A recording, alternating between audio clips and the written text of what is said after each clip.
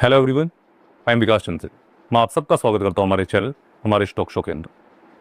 दोस्तों, सबसे पहले तो आप सबका बहुत बहुत शुक्रिया हमारी इस तमाम वीडियो को ढेर सारा प्यार देने के। उन वीडियो से ज़्यादा इंपॉर्टेंट आज की वीडियो है, क्योंकि देश में जो हालात चल रहे हैं वो बहुत ही खतरनाक है। एक तरफ ट्रंप ने 25% टैरिफ लगा दिया है, दूसरी ओर जो हमारे देश के अंदर चल रहा है वो उससे भी ज़्यादा खतरनाक है। युवा, देश का बेरोजगार युवा सड़कों पर है, और उनके साथ सड़कों पर है उनके टीचर्स, उनके शिक्षक, उनके अभिभावक।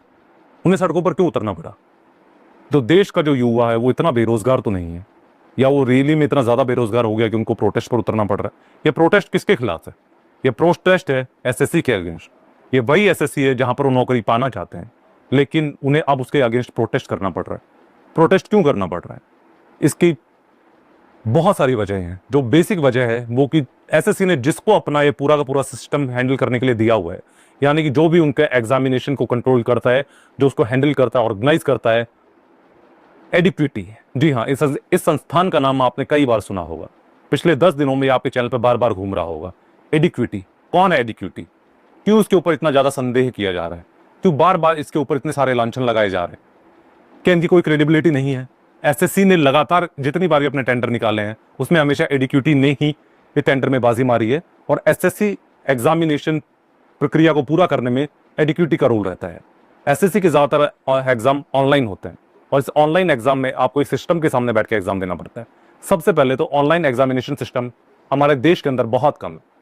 आप इस तरीके से देखिए, अगर कोई बच्चा जयपुर में है तो उसको सेंटर दिया जाता है यूपी का, यूपी के बच्चे को सेंटर दिया जाता है उदयपुर का, उदयपुर के बच्चे को सेंटर दिया जाता है जम्मू का, जम्मू के बच्चे को सेंटर दिया जाता है कर्नाटका का। वाई? ये क्यों हो रहा है? और जिस तरीके का हमारा ट्रांसपोर्टेशन है एग्जामिनेशन टाइम पीरियड में, हमने देखा है कि कई बार हालात इतने ज्यादा बिगड़े हैं कि बच्चों की जान तक जा कई बार हालात इतने ज्यादा बिगड़े हैं कि बच्चों को जान तक गंवानी पड़ती है। उसके बाद भी एडिक्विटी, एसएससी, क्या उन्होंने इसका संज्ञान नहीं लिया कभी भी? क्या उनको इस चीज की कभी समझ नहीं आई? दूसरी इनकी एक मेजर खामी, जिन सिस्टम पर बैठ के बच्चे एग्जाम देते हैं उनका सिस्टम प्रॉपर तरीके से काम नहीं करता। इतना पुराना उनके पास सिस्टम है, एलईडी सिस्टम पर वो काम करते हैं, लेकिन बच्चों की जो शिकायतें हैं कि 1 घंटे का एग्जाम पीरियड होता है दोस्तों, 60 मिनट से 90 मिनट के बीच का उन्हें टाइम पीरियड दिया जाता है। उसके बीच में उन्हें 100 से 150 क्वेश्चन सॉल्व करने का टाइम पीरियड होता है।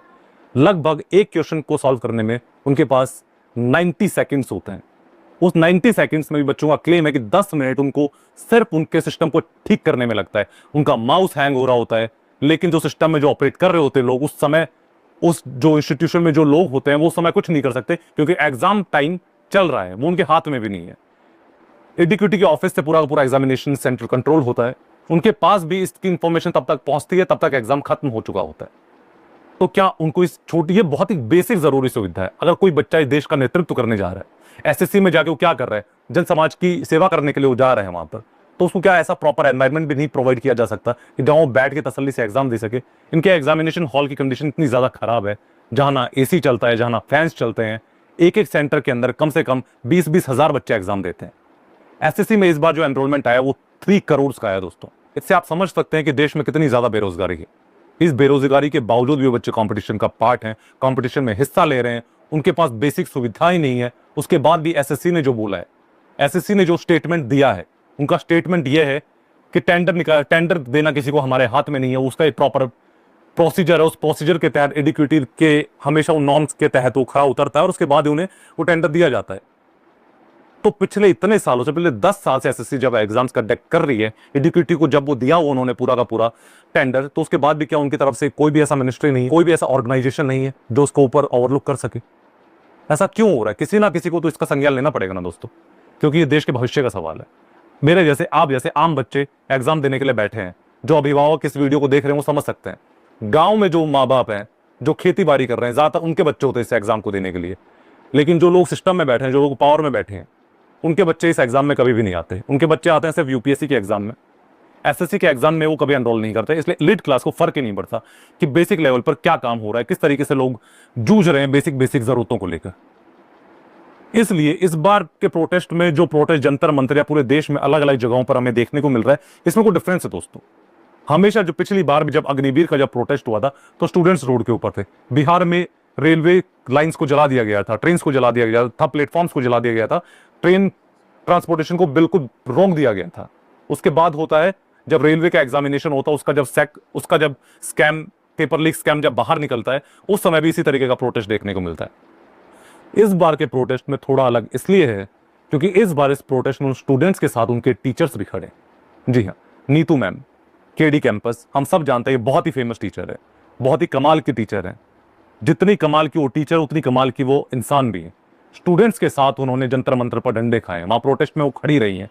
अभिनय सर, जिनको बताया जाता है कि वो इस तरीके से अपनी क्लास को कंडक्ट करते हैं कि बच्चों को मैथ्स इतनी आसानी से समझ आ जाता है, वो प्रोटेस्ट में खड़े हैं। उन्हें प्रोटेस्ट में जाने की कोई जरूरत नहीं थी दोस्तों, उनका इससे कोई लेना देना नहीं था। लेकिन जब उन्होंने अपने बच्चों के साथ अन्याय होते हुए देखा, उन्होंने देखा कि एक बच्चा 5-5, 6-6 साल तक मेहनत करता है, लगातार मेहनत करता रहता है, उसके बाद भी वो रिजल्ट क्यों नहीं ला पा रहा है, क्योंकि जब उनके मॉक टेस्ट होते हैं उसके अंदर वो बच्चे टॉप कर रहे होते हैं। फिर प्रॉब्लम क्या है? प्रॉब्लम दोस्तों सिस्टम में, उस सिस्टम में जहां पर कभी भी अगर किसी एग्जाम का रिजल्ट आ जाता है तो हर 2-3 महीने बाद किसी ना किसी पेपर लीक स्कैंडल में पकड़ा जाता है। फिर क्या होता है दोस्तों, जिन बच्चों ने मेहनत की हुई होती है उनकी भी ज्वाइनिंग रोक दी जाती है, एग्जामिनेशन रद्द कर दिया जाता है, दोबारा से एग्जाम लिया जाता है। क्या वो बच्चे इसी प्रोसेस के साथ हमेशा गुजरते रहे, साल दर साल अपनी पूरी पूरी जवानी इसी चीज में वेस्ट करते रहे? कुछ लोग आईटी सेक्टर्स की जॉब छोड़ के आते हैं कि हम सिस्टम में जाएंगे, सिस्टम को बदलेंगे, लेकिन हालात इस तरीके से पहुंच चुके होते हैं कि वो सिस्टम बदलना बहुत दूर, सिस्टम ही उनको इतना ज्यादा अंदर से कमजोर कर चुका होता है कि उनके पास कोई ऑप्शन नहीं बचता कि वो वापस जाके आईटी सेक्टर को भी ज्वाइन करें, या फिर आप जिस रास्ते पर वो निकले उस पर वो और आगे बढ़ने की कोशिश करें। इस बार का प्रोटेस्ट दोस्तों किसी भी मेन स्ट्रीम मीडिया में नहीं दिखाया गया, वहां पर कुछ भी नहीं बताया जा रहा दोस्तों, इसलिए सोशल मीडिया इस टाइम पर आम जनता का हथियार बना हुआ है। इसीलिए हम ये वीडियो बना रहे हैं कि आप सब तक ये वीडियो पहुंचे। हमने एक छोटी सी रील भी बनाई है दोस्तों इसके ऊपर। वो एक छोटी सी हमारी कोशिश है कि अगर आपको इस तरीके से प्रॉपर केस स्टडी के थ्रू अगर चीजें नहीं समझ आ रही तो आप इस रील के थ्रू भी आप उनका दर्द महसूस कर सकते हैं। हमारे चैनल को सपोर्ट करने के लिए बहुत बहुत धन्यवाद। इसी तरीके के तमाम कंटेंट को देखने के लिए हमारे चैनल को लाइक कीजिए, शेयर कीजिए, सब्सक्राइब कीजिए और हमारी आने वाली वीडियो का इंतजार कीजिए। तब तक के लिए शुक्रिया।